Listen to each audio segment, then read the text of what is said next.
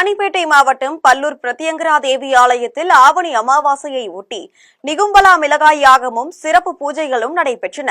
பல்லூர் பிரத்யங்கரா தேவி ஆலயத்தில் ஆவணி அமாவாசையொட்டி அம்மனுக்கு சிறப்பு அபிஷேகமும் மலர் அலங்காரமும் நடைபெற்றன.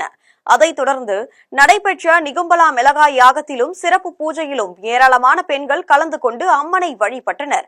விழாவில் கலந்து கொண்ட அனைத்து பக்தர்களுக்கும் அன்னதானம் வழங்கப்பட்டது.